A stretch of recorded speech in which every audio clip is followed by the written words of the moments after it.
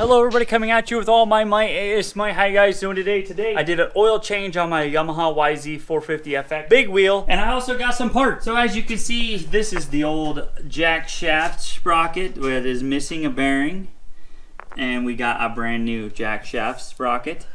We got a new spacer. This is what it's supposed to look like. This is what the old one looked like when that did its little journey around inside the sprocket here. We actually have the adjuster block for this because I had to use, you can see my old one in there, and it held up, but it's not ideal.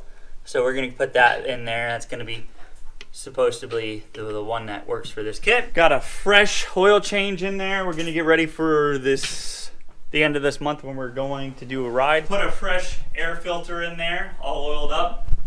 I'm gonna be trying to get a steering stabilizer worked out. I have to send the pictures over to Scott's Performance so we can make sure that everything gets lined up so we can get a steering stabilizer put on here. So that's what we're doing right now. We're gonna slap that on there and get the sprocket all aligned, and we'll be ready to send it. All right, so there we have it. We got that all on there. It's all oiled. You can see the grease on there, and everything's lubed up. Sprayed oil all over my engine. But we're back in business.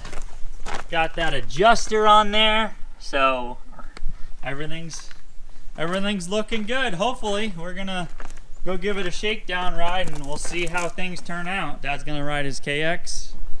I'm gonna ride my FX. So after going on that little shakedown ride, I discovered that the axle bolt was actually working its way loose, and it turns out that it wasn't making full contact. So that new spacer I got fits in the groove in the swing arm, but the threads actually bottom out, so the spacer's not actually thick enough. So we actually had to add a washer that went in between the nut and the spacer on the axle, because there was a little bit of movement on my axle. It was tight, but not tight enough.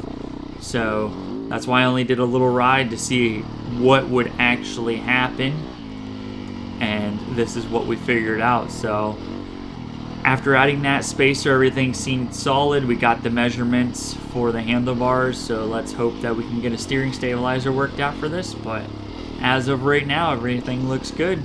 Should be back in business. Thank you so much for watching. Don't forget to check out my channel for other videos. Have a nice day, and God bless.